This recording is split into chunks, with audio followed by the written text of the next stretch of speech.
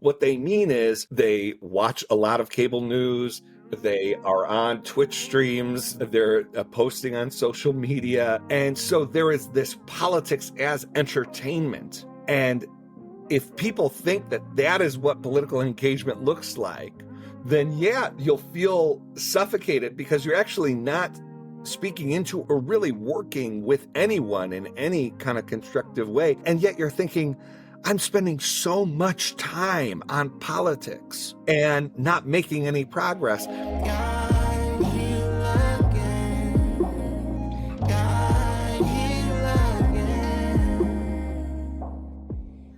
Welcome back to The Disruptors, a podcast from InterVarsity Press. I'm your host, Kaitlyn Schiess. Today, I'm talking to my friend Michael Ware about spiritual formation for political life. We talk about how the kind of people we are shapes our political life, the theological resources the church has for a better political life, and how we all might better prepare for this upcoming election year. Michael is the founder, president, and CEO of the Center for Christianity and Public Life, a nonpartisan, nonprofit institution based in the nation's capital with the mission to contend for the credibility of Christian resources and public life for the public good. For over a decade, he has served as a trusted resource and advisor for a range of civic leaders on matters of faith and public life, including as a White House and presidential campaign staffer. Michael previously led Public Square Strategies, a consulting firm he founded that helps religious organizations, political organizations, businesses, and others effectively navigate the rapidly changing American religious and political landscape. Michael's next book, The Spirit of Our Politics: Spiritual Formation and the Renovation of Public Life, will be released in January 2024. Michael and his wife Melissa live in Maryland, where they are raising their daughters, Saoirse and Ilaria. I have been learning from Michael for basically my entire adult life, and I'm really excited for y'all to hear this conversation today. Michael, thank you so much for doing this. I'm excited to talk to you about stuff that you and I have talked about a bunch before. This is not a new conversation, but thank you for joining me today. Really good to be with you. Always love talking with you. So we're spending this whole season of The Disruptors thinking about how Christians in particular can prepare for this upcoming election season, not just in terms of preparing to vote or doing research on candidates, but in terms of their emotional health, their spiritual health, their relationships with other people. Before we talk about that, about ways that people can do that, thinking about talking to you, I was thinking, well, why does that even feel so important? I have not told anyone we're doing this and they've gone, oh, well, I don't need that. They've been like, I'm exhausted. I'm worried. I'm having memories maybe of 2020 or 2016 and feeling like that was relationally damaging for me. It was exhausting. It was difficult. Why do you think we've ended up in a place where things are so disordered and difficult that people aren't just preparing to kind of intellectually engage this? They're really afraid of how this will harm their lives or be really emotionally difficult for them. It's a great question. I think obviously so much goes into it. I do think the way in which, politics has been encroaching on and affecting our personal relationships, our social lives, the lives of the institutions and communities of which we're a part, I do think there's an aspect of dread that is reasonable. I think what you alluded to is exactly right. Just a sense of, hey, things have been pretty calm. When there's not a presidential election, politics doesn't seem as ubiquitous in political conversations, but we're entering into a season where it's going to be water cooler conversation again, so to speak. I also think, politics has to do with, it invokes and involves money, sex, and power. Mm. And those are three, John Tyson refers to them as the three sort of dominant idols of the age. And they're three things that they demand our attention, and they have the capacity to challenge our faithfulness. Hmm. And I think because we haven't done great thinking and there aren't great resources for helping Christians think about faithfulness in the context of politics, when political seasons come up, folks get overwhelmed by it. And then I think, Kaitlyn, it feels to many like a sort of optional area of life in which there are only downsides. Mm. We're like, okay, politics is like this area of conflict and argument and corruption. And like, I don't hold a public office. Like, I have enough trouble in my own relationships in my own job, but now I'm going to be asked, like I'm going to have demands on my character from this thing that really I feel I could do without. The American Psychological Association in 2016 had to put out an advisory on what they called election stress disorder. And they recommended steps for relief. And so you have, major public health institutions now speaking to this pressure and these legitimate mental health issues that are coming as a result of people's thoughts and feelings and ideas about politics. I do face that in a lot of conversations I have where it's just like, there's no upside to this. It's just difficult and contentious and messy. And I feel like it's especially been true in the post-2016 era for many Christians who felt betrayal from their religious leaders, who felt just like the questions that they were asking about that election were not questions that the leaders that they trusted had answers to, or they really were giving answers that felt counter to scripture and the gospel. And so it just feels like there's no upside. I've heard you say or tweet many times a kind of criticism of the idea that many of those Christians who might be feeling that way have embraced the idea that they have found themselves politically homeless. Yeah. Talk to me a little bit about why you think that's so popular, because I hear that all the time, even from people who are not super online people. I hear them say similar things. And what might be misguided about that kind of framing? Many people now think about politics primarily through the lens of identity. They think about their political engagement through the lens of identity. And particularly, it's not a coincidence that many who gripped so tightly to a partisan label now are gripping so tightly to the label of politically homeless. Like there's a through line there, and it is this desire to have a name for your political identity, and this is what I am, and have that sort of be and so what I've said is that the crisis is not that Christians are politically homeless. The crisis is that we ever thought we could make our home in politics at all. And the reason why it's a crisis is this sort of idolatry issue. It is this sort of identity issue. It's also, Kaitlyn, I caution against the view that our political history started in 2015 with Donald Trump coming down that escalator. It helps to alleviate so many other questions if Donald Trump came out of nowhere and was this sort of breaking point that some people had the sort of moral impulse to see and others didn't. And thank goodness that I'm one of those with the vision to know that this was the breaking point and nothing else before it, counts.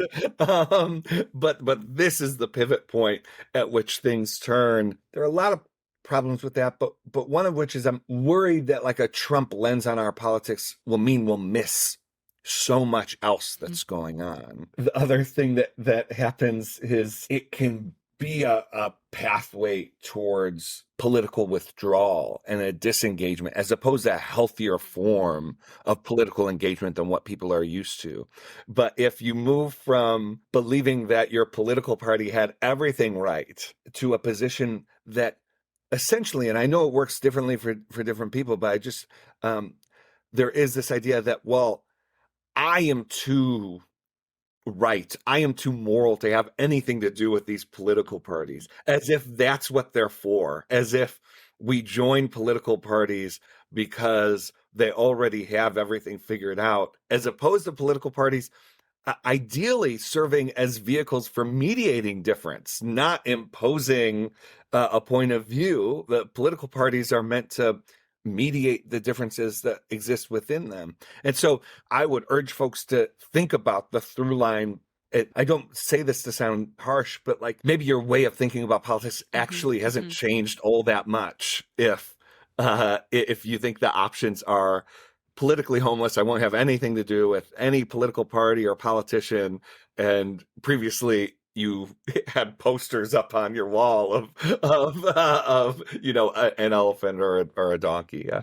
Yeah, I feel like I hear that a lot from people who also, they're not just articulating, I think, what you've just said. I think underlying it is that they haven't really changed their idea of how politics works.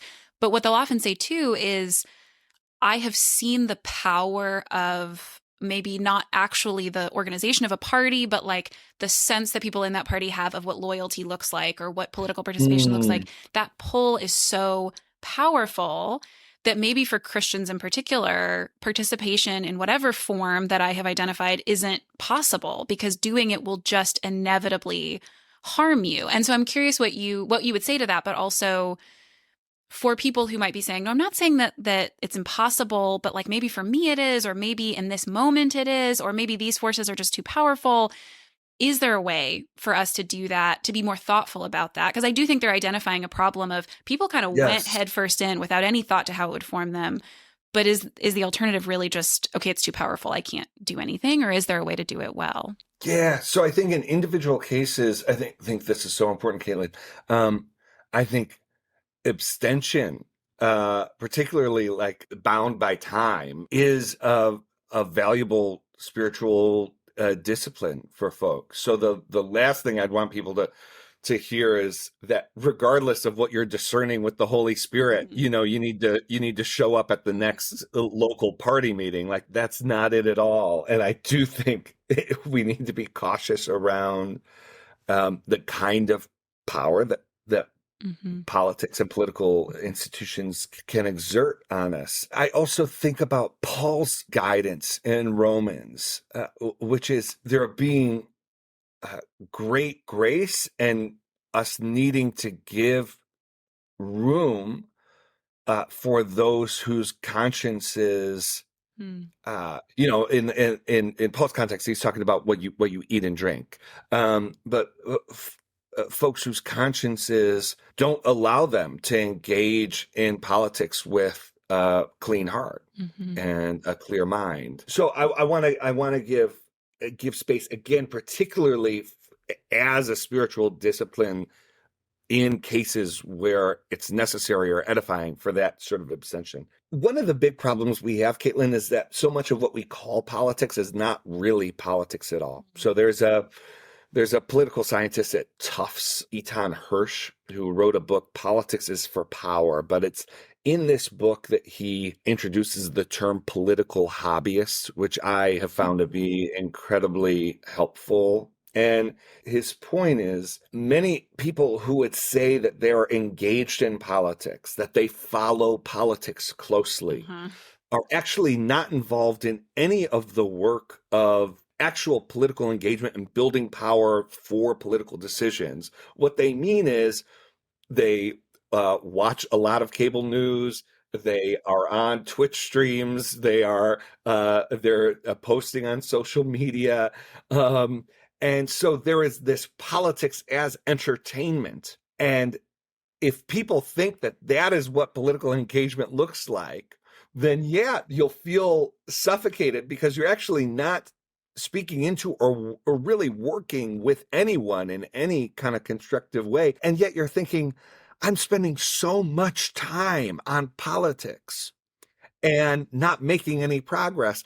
You're spending time on politics as a observer, as a spectator, as a hobbyist. I have a friend who reached out to me. He's a professor. His son was spending a lot of time following sort of political talker pundit. Dad was a bit worried, not about that his son was thinking about politics a lot, but more that his son he didn't like the mode of political Mhm. sort of thought that it was a Twitcher was conveying. And my advice to him was perhaps the temptation would be to sort of limit his time on that or try to steer him away from politics. But the most helpful thing might be to actually point him towards constructive, difficult political engagement. So his son had all kinds of ideas about the kinds of policies that he'd like to see. But as long as he was staying on Twitch, he never had to think about, well, in a diverse community with political institutions through which at some point these ideas have to be sort of moved forward, how would I actually get any of these ideas implemented? Maybe he should be spending time at school board meeting, if he cares about education. And all of a sudden, once you actually start doing real political engagement, you start to have to recognize the humanity of the people who disagree with you. You have to start recognizing the reason why things that you think should happen haven't happened yet.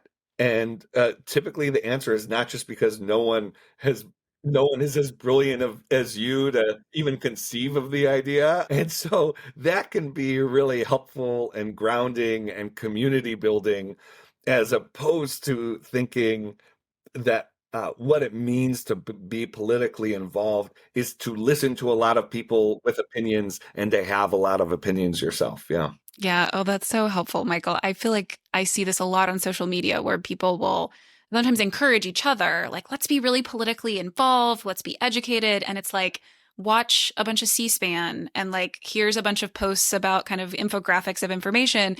And I remember talking to someone in my church who said, I'm just exhausted by all of this. And I asked them Yes. questions.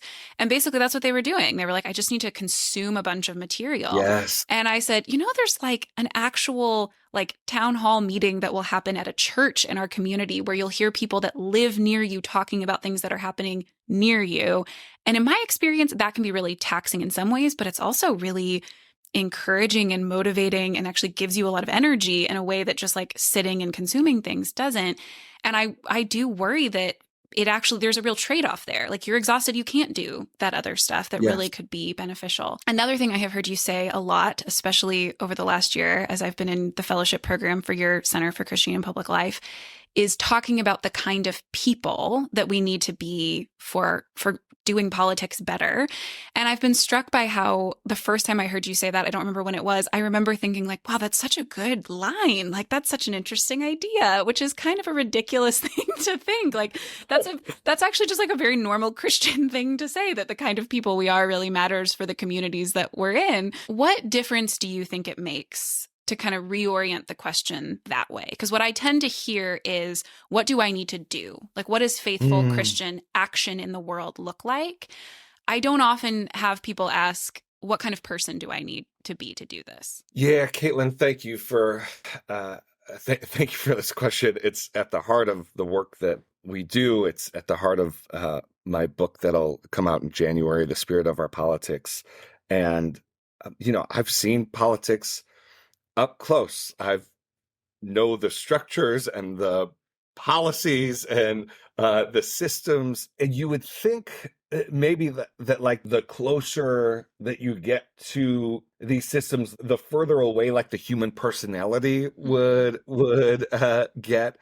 And instead, I don't know if I'd call it a shocking thing, but one revelation or understanding I came to is how much power at the heart of our systems and our structures, how much power the human personality has. That it's actually, these systems accentuate the power of the human personality, not do away with it or evade it. The kind of people we are has much to do with the kind of politics that we have. And in a representative democracy that, yes, has flaws, the will of people is not perfectly translated into our politics. You can just look at surveys about, how many people support, 80% of the American public supporting this policy, and yet it's not enacted to show some imperfections in how people's will can be translated. And yet, if you read the news closely, you will see how often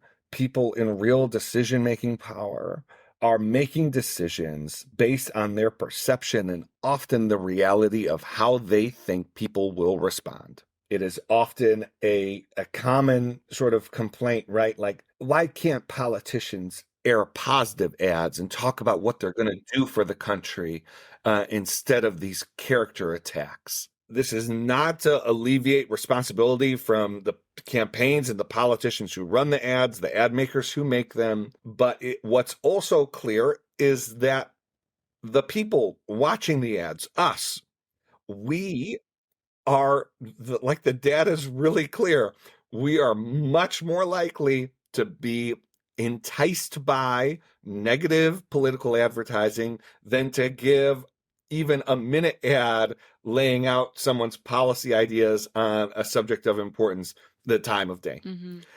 And so there's an incentive structure that has much to do with the things that we personally complain about, but that we also contribute to as individuals with the level of input that an individual watching an ad, would have. And so for this reason and others, I'm convinced that spiritual formation is central to civic renewal. So some people have this idea that, well, yes, that's why, the church needs to clean up its act and then we'll be ready for political engagement. And my argument would be that spiritual formation doesn't work that way. No, actually, the formation will happen as we're engaging. Put these questions to the side until we get ourselves right. Part of getting ourselves right is asking these questions with formation in mind. And it's actually one of the great weaknesses is this idea that our public life, our politics is sort of ill fit for the way of Jesus. And it's not just a profession of belief until we actually believe that the way of Jesus holds up in public life, then whole life discipleship is impossible. There will be areas of our life in which we'll simply say Jesus is not Lord, and that's how we'll act. That relates so much to the next thing I wanted to ask you, which is what resources do you think the Christian faith has beyond just a question of policies or kind of particular political programs? I've been promoting a book about the Bible and politics, and I've noticed that when I say that I'm doing that, people's initial response is like, oh, there's like 4 places this is relevant. It's like Romans 13, the laws in Deuteronomy. Like they know the places they think are relevant, as if that's representative of our entire public life, is a bunch of kind of commands or ideas about how communities should be structured. And no one ever is like, well, what does this passage about the resurrection mean for our political lives? Or like this passage about sanctification and what this conflict in the church, they're always going to these like handful of places that seem like explicit Christian teaching about government. They're not really thinking that there are other theological resources for our public life, not just the content of it, but the form that we have in it, the kind of people that we are. When you think about that, what are other things that we might not be thinking about? Yes, not kind of impugning someone's character, but what about the whole of the Christian faith or the truth of the gospel do you think is especially relevant to our public life that we might be missing? One of the reasons why people just go to 3 or 4 places, and this is a realization I came to, and I was kind of embarrassed that it took me so long because I've just dealt for so much of my life in the world of faith and biblical faith and politics, it took me so long to connect the dots. But, what some people call a propositional faith is then imported into our politics. And so, what does the Bible have to say about politics? Well, there are these like 3 or 4 verses that, as long as I sort of get those right as long as I'm able to repeat them back to you, then I have a biblical approach to politics. Or my views of salvation are on text A, B, and C, and that's it. And I got those wrapped up. And this is put a bow on it, and here it is. Here's salvation. What we miss is the life of Jesus and the life that he offers to us. The doctrinal statements are attempts to express the fullness of that life. They are not the fullness of that life itself. And so when we think about the resources of the Christian faith and what it has to offer in our political life, the gentleness of Jesus would hold up in political life is laughable to many people. That says much about their view of politics. It says more about their view of God and their view of like the kind of person that Jesus must be when he really needs to get something done. So like characteristically, Jesus is kind and gentle and meek.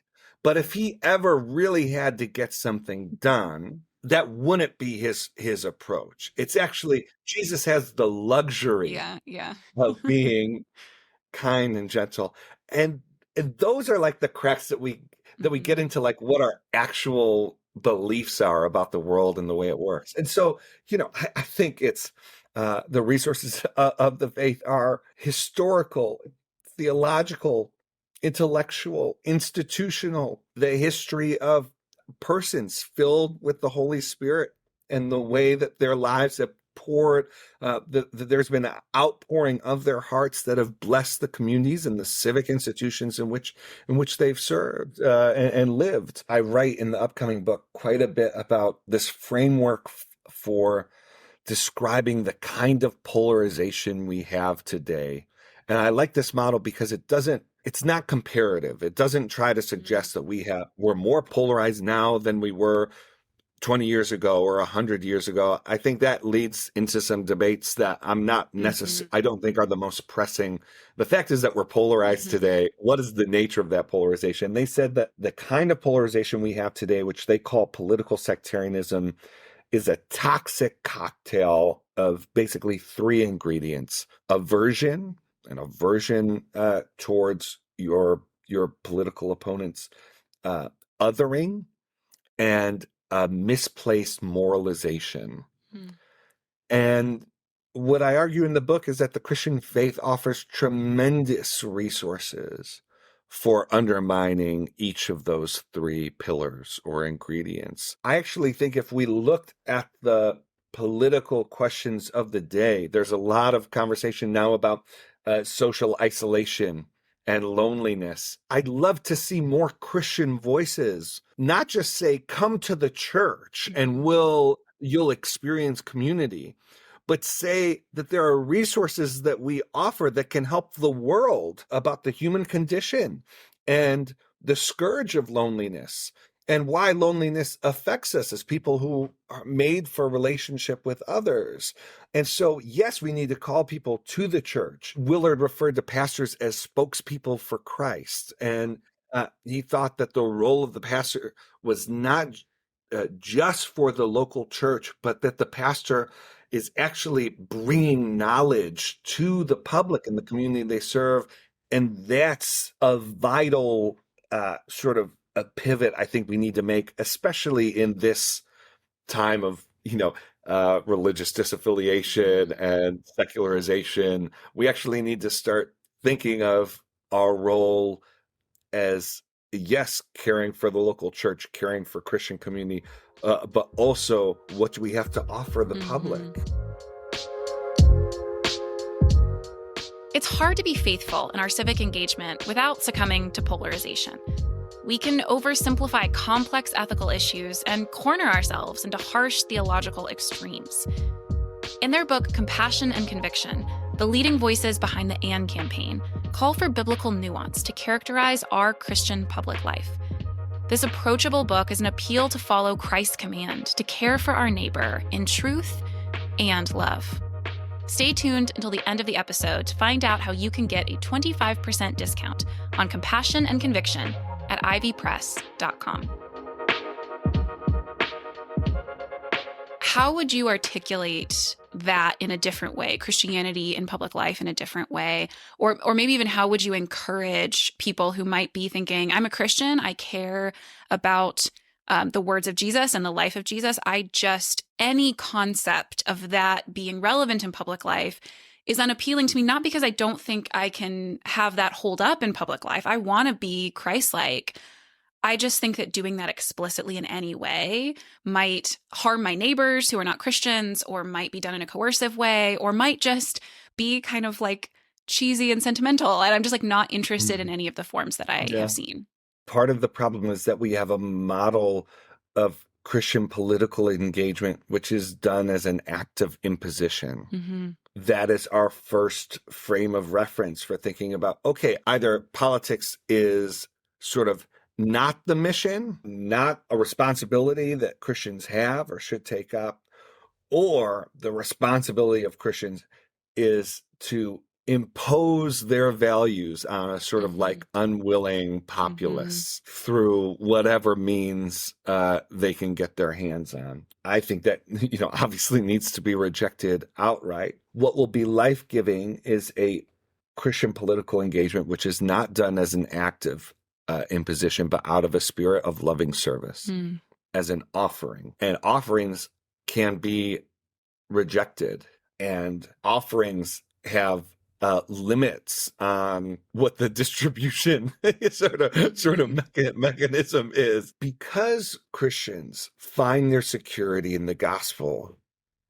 and in life with Jesus, it is Christians which have unique resources, not the only resources. It's not that other people can't do this, but Christians have unique resources to draw upon because they find their security in the kingdom of God to engage in politics in a way that is freed up from so many of the burdens that are, some of them rightly and many others wrongly, placed on our politics. Because we're not going to politics to get our spiritual needs met, we can go to politics in a way that is other-centered, in a way that is out of a spirit of loving service. I think a few things would be helpful in this regard. One, we've done so much storytelling over the last, and I think it's important storytelling. We've done so much storytelling over the last 7-10 years, especially about the failures of the moral majority and disappointments that we have in our parents' generation and the ways in which Christian politics can go wrong. We need to tell the story of condemnation. We ought to be very careful about condemnation. B, even a story of critique and certainly of condemnation won't give or provide vision for the future. And as you know, Kaitlyn, and what you've evidenced in so much of your work, is that there are really beautiful stories to tell of Christians who have made positive civic and political contributions that haven't been perfect. They're not perfect people. If that's what we're looking for, like that we're not going to find that in finance or business. After an event that I had in New York, a woman came up to me and said, "I'm so glad that you're there in DC, Michael, trying to be faithful for Jesus. DC must be full of so many compromises." And we talked for 10-15 minutes, and I finally asked her, "What do you do for work here?" And she goes, "Oh, I work on Wall Street." And you just recognize, well, maybe we could have a mutual conversation about the challenges that we face in our vocations and the challenges that we face dealing with money and politics. Wall Street is not exactly immune to politics either, and so I think that we can actually draw on our history, not just for examples of what not to do, but for examples of what to do, of models that we can take up.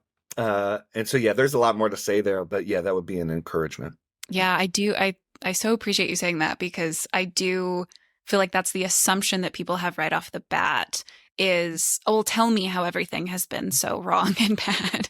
And there's a lot to lament and repent of, but also yes. We are not without resources for thinking positively about what we're doing. When you think about that, when you think of wanting to articulate a story of faithfulness in public life, what examples come to mind for you? Like, is there a person or a movement or some, something in your own life or in history that you could point to as not perfect, obviously, but something that is good for us to think about as a positive example of this kind of work? The civil rights movement is obviously a salient example, and I think there's been a lot of good work over the last 10 or 15 years that has respected and helped shine light on the Christian influence on not just the presentation. One of my favorite documents is the Montgomery Improvement Association. It's this one-page document, and it's instructions for those participating in the Montgomery bus boycott.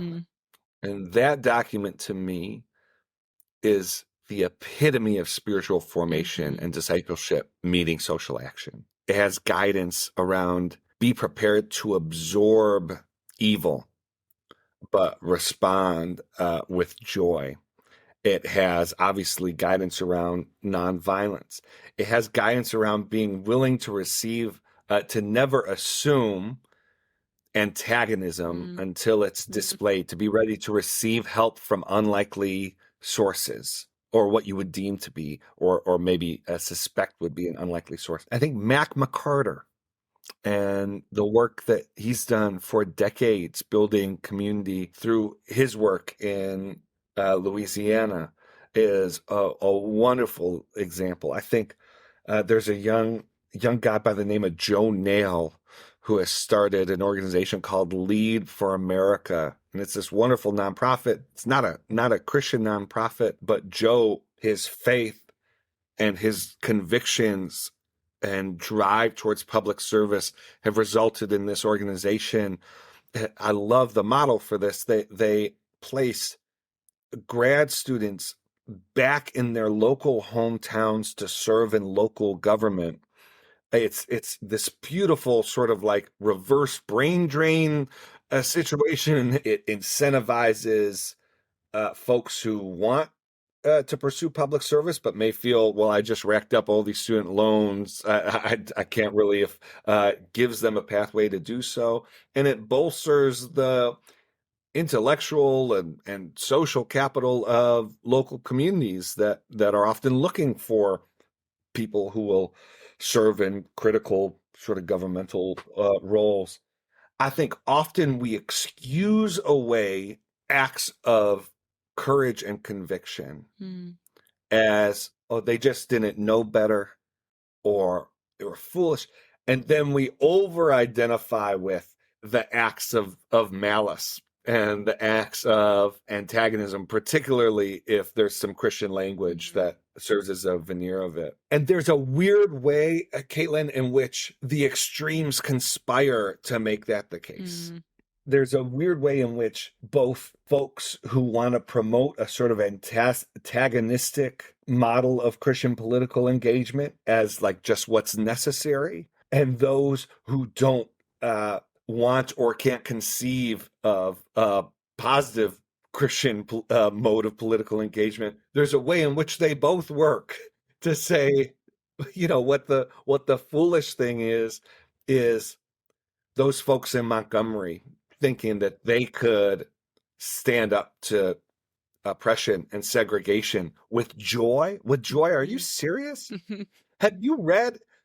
You must just not know the history if you think that joy could have anything to do with overturning those systems. Have you seen the poverty in Louisiana and the crime? You think that building a community gardens is going to have anything to do with how people feel about themselves and how people act? And yet we see throughout time and space that acts motivated by Christian impulses and ideas and resources actually surprise people quite often about the actual good that comes from them in ways that, upset the sort of economic presumptions of the world, but that's how Jesus always works. And we need to start having confidence in some of those things, as opposed to think that politics is the area of life in which we must succumb to the logic of the world, so that maybe in our personal lives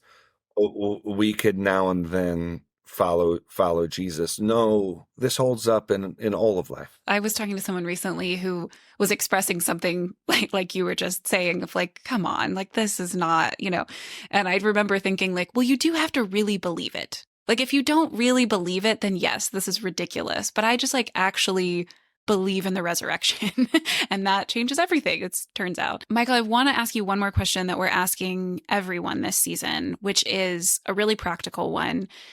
I'm imagining people listening who are anticipating the 2024 election, as we've already said, with a lot of dread. And they're thinking about very specific conversations and relationships. They're thinking, I'm going to be around a Thanksgiving table. I'm going to be sitting next to someone in a pew.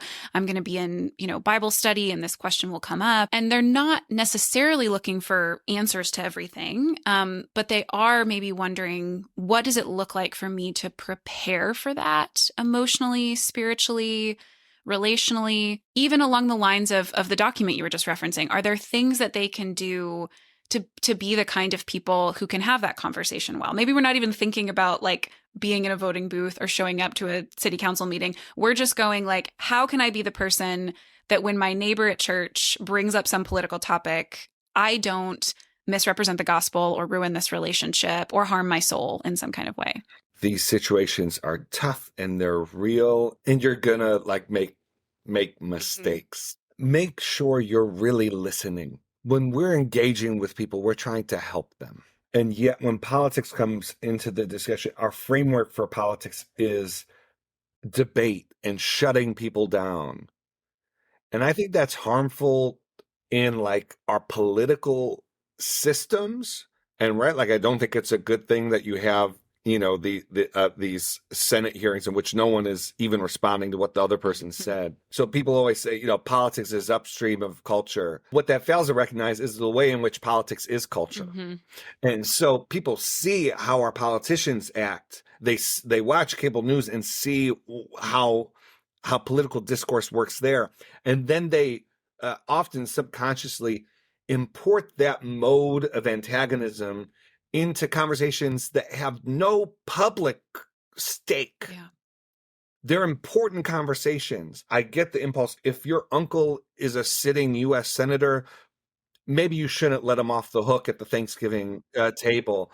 But I would advise that maybe shutting your uncle down or the person at church in that brief encounter, that may not be the highest moral calling that's placed on you in that particular circumstance. So actually listen. Don't be preparing your rebuttal. Actually listen to what the person is saying. Seek to affirm what you can in the impulses of what the person that you're talking with is saying. Be wary of speaking to the motivations of the person that you're encountering with and assuming the motivations and the background of what is feeding into their thought process, and try to, at least at the beginning of the conversation, to treat them as their own person and the respect that accords. What I will say is, right, what a lot of people are worried about are these sort of like repeated encounters with folks who consistently don't respect them and consistently impugn motives on them. Yeah. And I just say, first, relieve yourself of that sense that you don't have strong enough convictions if you're not willing to take up every battle that comes your way. There are just some conversation and some people where you just need to say, look, I love you. I enjoy spending time with you. I love your children.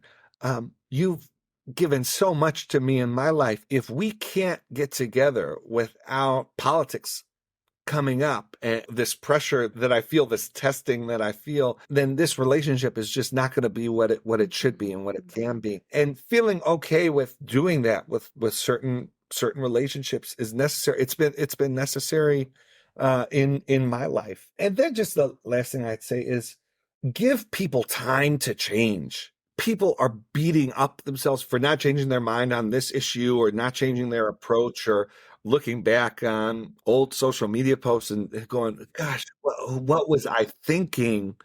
And they spend so much time thinking about the missed opportunities that they had to change their minds. And there's a sort of, I think, like a self-rejection that goes on in their not wanting to give other people the time to change. Like, I wish I would have changed so much sooner.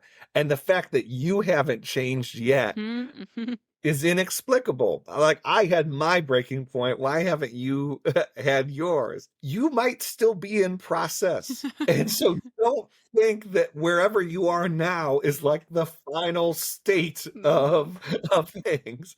Every day is an opportunity for folks to decide where they stand. And obviously this applies to issues and different political parties and factions, but like part of the dignity we grant to our fellow citizens is the dignity that they have a will that can be effectuated and that they can change their minds and that kind of thing. It's one of the most helpful things I think I've heard you say, Michael, in that, and it's a good representation too of why we have to do some internal work in order to do this well. If we still haven't processed our own feelings about our own past and maybe shame about our, past, we're not able to have that conversation well. We're not able to build a better relationship with someone we disagree with. So thank you so much for that. And thank you for the work that you're doing to help us navigate this well. The Disruptors is a production of InterVarsity Press. For more information on any IVP titles mentioned on this episode, visit ivpress.com and use code IVPOD25. That's IVPOD25 for 25% off. Sound engineering by Honest Podcasts. Our producers are Andrew Bronson, Mila Kim, Helen Lee, and Travis Albritton. Our production assistant is Isis Toldson. And I'm your host, Kaitlyn Schiess. Don't forget to subscribe to our show on Apple Podcasts, Spotify, or the IVP YouTube channel. And leave a rating and review to support the podcast.